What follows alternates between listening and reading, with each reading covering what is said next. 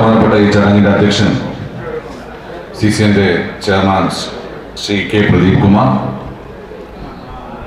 ഇഫ്താർ സംഘം ഉദ്ഘാടനം ചെയ്യുന്ന ആദരണീയനും ബഹുമാന്യനുമായ സിഒയുടെ സംസ്ഥാന പ്രസിഡന്റ് ശ്രീ പ്രവീൺ മോഹൻ അവർ, വേദിയിലുള്ള സംഘടനയുടെ പ്രിയപ്പെട്ട സംസ്ഥാന നേതാക്കൾ, ഇഫ്താർ സംഗമത്തിൽ പങ്കെടുക്കാൻ ഇവിടെ എത്തിയ വിശിഷ്ട വ്യക്തിത്വങ്ങൾ, സംഘടനയുടെ പ്രിയപ്പെട്ട സഹപ്രവർത്തകർ, മറ്റു പ്രിയപ്പെട്ടവരെ, നമ്മളെല്ലാ വർഷവും ഇഫ്താർ സംഗമം എന്നുള്ള ഒരു പരിപാടി സംഘടിപ്പിക്കാറുണ്ട്. CCN കമ്പനി പുതിയ ഒരു ബിസിനസ്സിലേക്ക് ചുവട് വെച്ചിരിക്കുന്നു. അപ്പൊ ആ സന്തോഷത്തിന് തന്നെ ഇഫ്താർ സംഗമം സംഘടിപ്പിക്കാമെന്നുള്ള ഉദ്ദേശത്തോടെയാണ് ഇന്ന് തന്നെ നമ്മൾ ഈ പരിപാടി സംഘടിപ്പിച്ച. കൂടുതൽ കാര്യങ്ങളിലേക്കൊന്നും ഞാൻ കിടക്കുന്നില്ല. ഒരുപാട് ആൾക്കാർ സംസാരിക്കണം. അതുപോലെ തന്നെ സമയബന്ധിതമായിട്ട് തന്നെ നമുക്ക് ഈ പരിപാടി പോകും. നല്ല ബിസിനസ് കാഴ്ചപ്പാടുള്ള ഒരു വ്യക്തിത്വത്തിനുടമയാണ് പ്രിയപ്പെട്ട പ്രദീപ്. കമ്പനിയുടെ പുതുതായി കമ്പനി ചിന്തിക്കുന്ന ബിസിനസ് പ്രൊമോഷൻ രംഗത്തായിക്കോട്ടെ, അല്ലെങ്കിൽ മറ്റു പുതിയ പദ്ധതികളായിക്കോട്ടെ, അതിനൊക്കെ തൻ്റെതായ അഭിപ്രായവും തൻ്റെതായ കാഴ്ചപ്പാടും ദീർഘവീക്ഷണമുള്ള കാഴ്ചപ്പാടുള്ള ഒരു വ്യക്തിത്വത്തിനുടമയാണ് നമ്മുടെ പ്രിയപ്പെട്ട ചെയർമാൻ. ഒരുപക്ഷെ കമ്പനിയെ അൻപതൊക്കെ ശേഷം ഈ കമ്പനി എത്രത്തോളം വളർത്തുന്നതിൽ നിർണായകമായ പങ്കുവഹിച്ച ഒരു വ്യക്തിത്വത്തിനുടമയാണ് പ്രിയപ്പെട്ട ശ്രീ പ്രദീപ് കുമാർ, നമ്മുടെ ചെയർമാൻ. അദ്ദേഹത്തെ ആദരവോടെ ബഹുമാനത്തോടെ ഈ യോഗത്തിലേക്ക് സ്വാഗതം ചെയ്യുകയാണ്.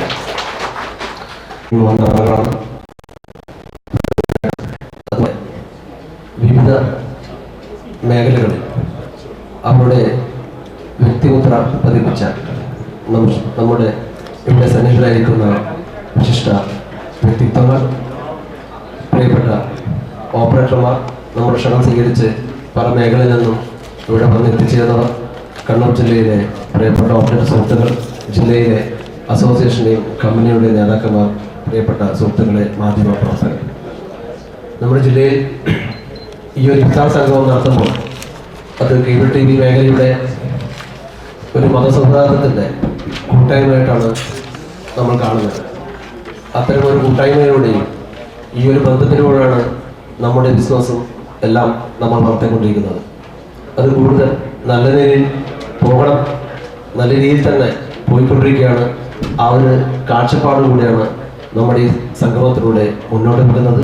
കൂടുതലായിട്ടൊന്നും പറയാനുള്ള സമയപരിധിയില്ല. അവിടെ തന്നെ നമ്മുടെ ഈ സംഗമം ഉദ്ഘാടനം ചെയ്യുന്നതിന് വേണ്ടി പ്രിയപ്പെട്ട സംസ്ഥാന പ്രസിഡന്റ് പ്രവീണേട്ടനെ ക്ഷണിച്ചോളൂ. ഈ ഇഫ്താർ ഫംഗ്ഷന്റെ അധ്യക്ഷൻ പ്രിയപ്പെട്ട പ്രദീപ്, അതുപോലെ വേദിയിൽ ഒട്ടനവധി വിശിഷ്ട വ്യക്തികൾ സന്നിഹിതരായിട്ടുണ്ട്. പലരെയും വ്യക്തിപരമായി എനിക്ക് പരിചയമില്ല, കാരണം ഞാൻ ഈ ജില്ലക്കാരനല്ല എന്നുള്ളത് കൊണ്ട് തന്നെ അത്ര ഒരു അടുപ്പക്കുറവുണ്ട്. ഞാൻ കോട്ടയത്തു നിന്നാണ് വരുന്നത്. ഷുക്കൂർ വക്കീലിനെ ഒഴിച്ച് ബാക്കി ആരുമായിട്ടും അത്ര പരിചയമില്ല. അദ്ദേഹത്തെ സിനിമയിൽ കണ്ടുള്ള പരിചയമാണ്. അപ്പോൾ ഏറ്റവും ബഹുമാനരായ ഈ വേദി അലങ്കരിക്കുന്ന ആദരണീയരായ വ്യക്തിത്വങ്ങളെ, പ്രിയമുള്ള സുഹൃത്തുക്കളെ, സുദീർഘമായ ഒരു ഉദ്ഘാടന പ്രസംഗത്തിലേക്കൊന്നും ഞാൻ കടക്കുന്നില്ല. വിശന്നിരിക്കുന്നവന്റെ മുൻപിൽ ഈശ്വരൻ പോലും അപ്പത്തിന്റെ രൂപത്തിലെ പ്രത്യക്ഷപ്പെടാൻ ധൈര്യം കാണിക്കൂ എന്നാ പറയാ. അപ്പോൾ ഈ 38-40 ഡിഗ്രി ചൂടിൽ രാവിലെ മുതൽ നോമ്പെടുത്ത് നിൽക്കുന്ന വിശ്വാസികളായ ഒരു സമൂഹത്തിനോട് പറയാൻ മാത്രം ഉള്ള അറിവുള്ള ആളുമല്ല കാര്യങ്ങൾ പറയാം. ഇന്ന് മറ്റൊരു ചടങ്ങിൻ്റെ കൂടി ഭാഗമായിട്ട് ആണ് ഇന്ന് CCN ഈ ഒരു ചടങ്ങ് ഇതിൻ്റെ ഇവിടെ സംഘടിപ്പിച്ചിട്ടുള്ളത്. അതുകൊണ്ടാണ് ഞാനും അതിൻ്റെ ഒരു ഭാഗമായി മാറേണ്ടി വന്നത്. എന്തായാലും എല്ലാ വർഷവും മുടങ്ങാതെ കാസർഗോഡ് CCNന്റെ നേതൃത്വത്തിൽ ഈ ഇഫ്താർ വിരുന്ന് ഇവിടെ സംഘടിപ്പിക്കപ്പെട്ടു പോരുന്നുണ്ട്. കാസർഗോഡ് മണ്ണിലെ, കാസർഗോഡ് ജില്ലയെ സംബന്ധിച്ചിടത്തോളം ഇവിടുത്തെ ജനങ്ങളുടെ നാഡീഞരമ്പിൽ പടർന്നു കിടക്കുന്ന പ്രാദേശിക വാർത്തകളുടെ ഉത്ഭവത്തിന്റെ രൂപമാണ്, ഭാവമാണ്, പേരാണ് CCN എന്ന് പറയുന്നത്.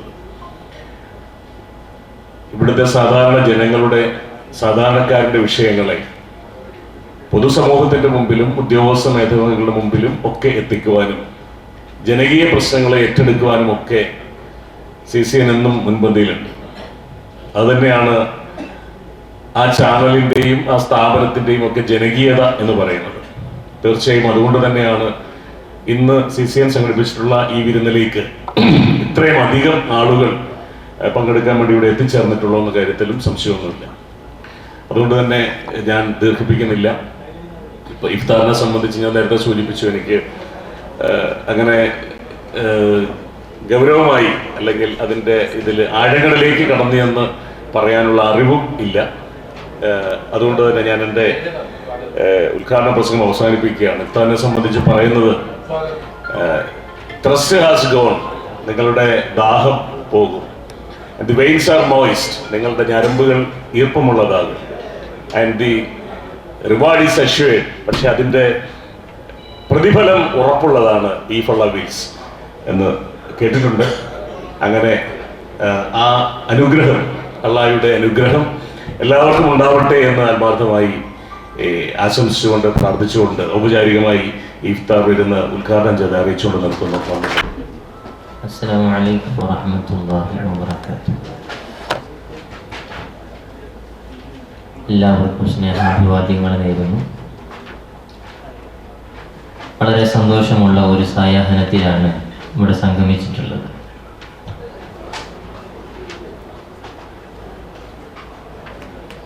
മീഡിയ മേഖലയിലുള്ള ഒരു കൂട്ടായ്മയാണ്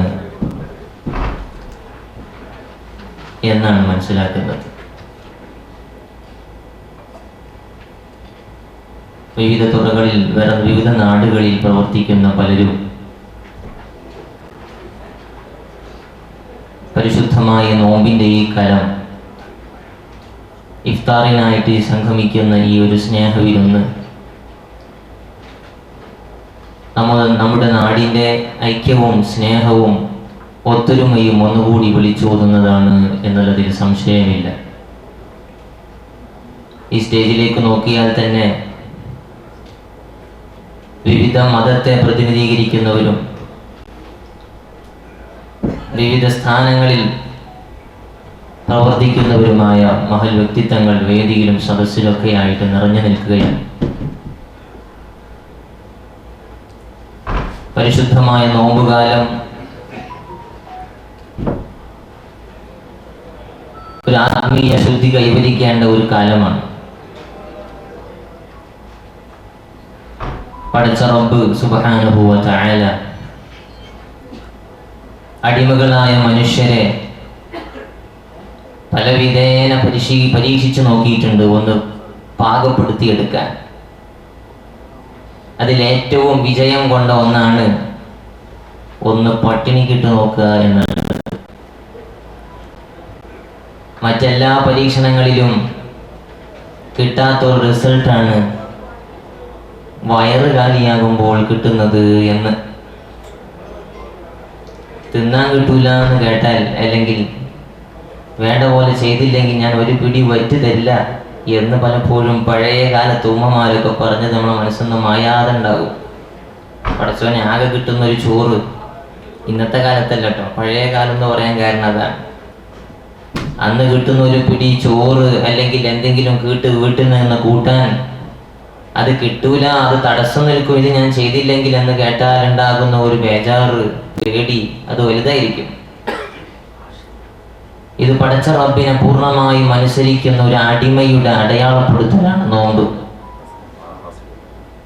ആരും അറിയില്ല ഈ പ്രവർത്തനം കൊളായാല്. ഉളൂ എടുക്കണം 5 നേരം മുഅ്മിനായ മനുഷ്യൻ.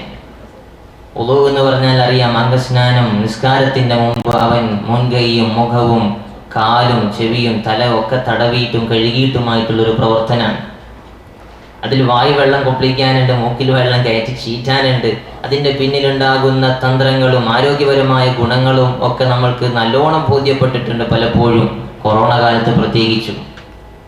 പോകട്ടെ, ദിവസവും നിർബന്ധമായും 5 തവണ ഒരു മുസ്ലിം അങ്ങനെ കഴുകിയിരിക്കണം, വൃത്തിയാക്കിയിരിക്കണം. അള്ളാഹുവിൻ്റെ മുമ്പിൽ, പടച്ച റബ്ബിൻ്റെ മുമ്പിൽ നെറ്റിത്തടം വെച്ച് സുജൂദ് ചെയ്യുന്നതിൻ്റെ മുമ്പ് എന്നാണ്. ഈ പച്ചവെള്ളം വായിൽ വെള്ളം കൊപ്പിക്കുമ്പോൾ കുറച്ചൊന്ന് ഉള്ളിലേക്ക് ആക്കിയാൽ ആരും അറിയില്ല.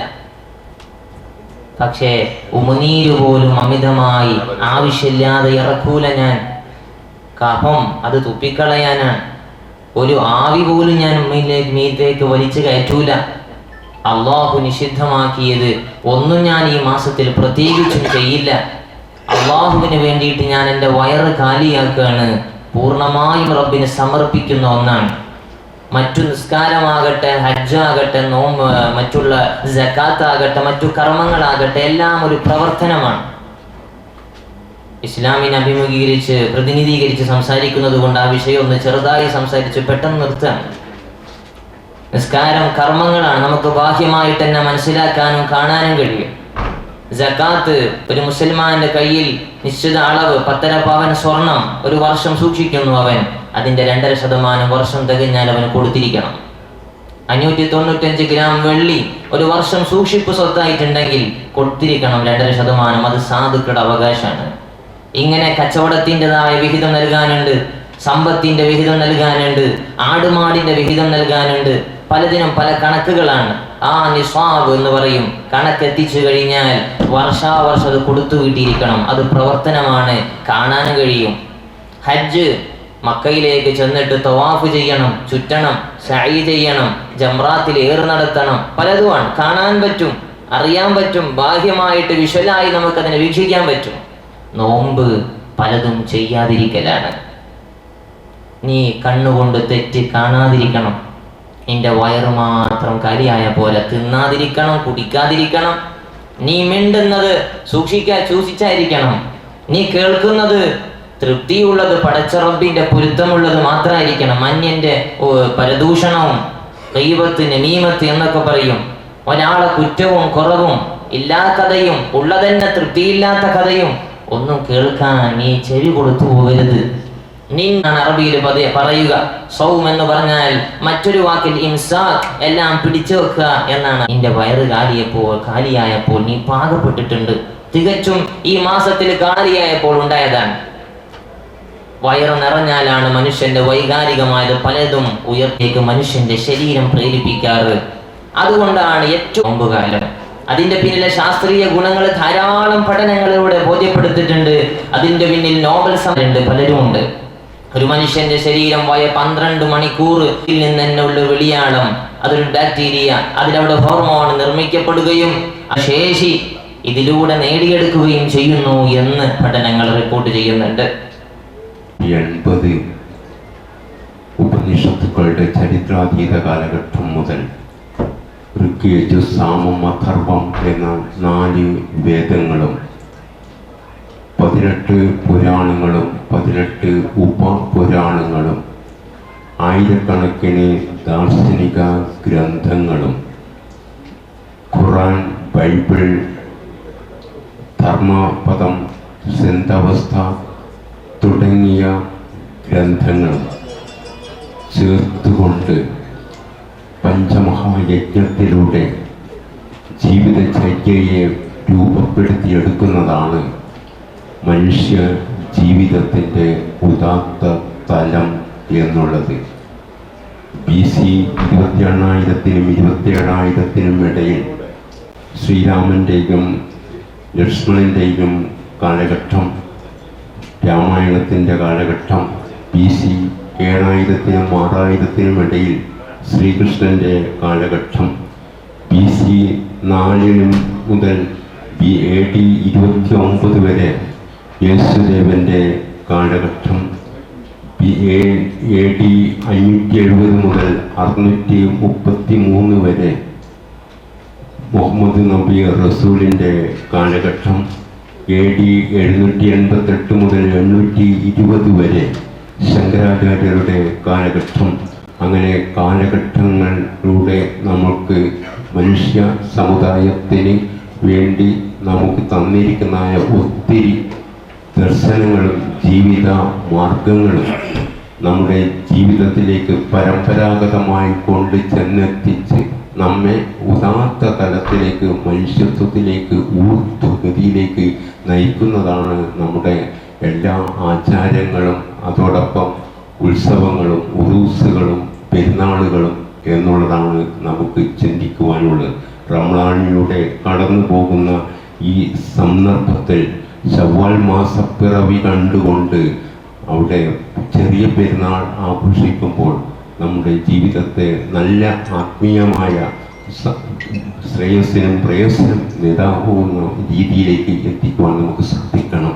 മഹാത്മാഗാന്ധി ശ്രീനാരായണ ഗുരു സമാഗമത്തിൻ്റെ ശതാബ്ദി ആചരിക്കുന്ന ഈ പുണ്യദിനത്തിൽ, വൈകുണ്ഠസ്വാമികളുടെ ജയന്തി ദിനത്തിൽ നമുക്ക് ഈ ഒരു കൂട്ടായ്മ, നല്ല CCN കൂട്ടായ്മയും അതോടൊപ്പം നല്ല കേബിൾ TV-യിലൂടെ നല്ല ഒരു അതിൻ്റെ ഉദാത്ത തലത്തിലേക്ക് എത്തിക്കുവാനുള്ള വലിയൊരു മാർഗത്തിലേക്കുള്ള വലിയൊരു കൂട്ടായ്മയാണ് ഈ സന്ദർഭത്തിൽ നടന്നു വരുന്നത്. അള്ളാഹുവിൻ്റെ, ജഗന്നാഥൻ്റെ, കർത്താവിൻ്റെ, ഈശോ മിശിഹായുടെ എല്ലാ ഗുരുപരമ്പരകളുടെയും ഭാരതാംബയുടെ എല്ലാ മൂർത്തികളുടെയും അനുഗ്രഹത്തിനായി പ്രാർത്ഥിച്ചുകൊണ്ട് ഈദാശംസകൾ നേരുന്നു. വേദിയാണിത്. ഈ വേദിയിലിരിക്കുന്ന വിശിഷ്ട വ്യക്തികളെ,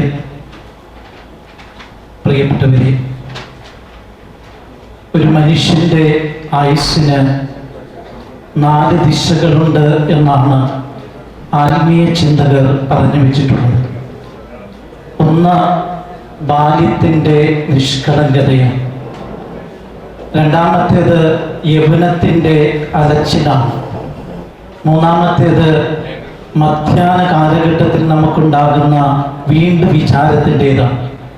4-ാമത്തെ തലം വാർദ്ധക്യത്തിലൂടെയുള്ള തിരിച്ചുപോക്കാണ്. ഏതൊരു മനുഷ്യനും ഈ 4 തലങ്ങളിലൂടെ കടന്നു പോകുന്നു. ഈ 4 തലങ്ങളിലൂടെ കടന്നു പോകുന്ന മനുഷ്യനെ ദൈവോന്മുഖമായി സഞ്ചരിക്കുവാൻ അവനെ പഠിപ്പിക്കുന്ന ബോധമാണ് ഈശ്വരബോധം.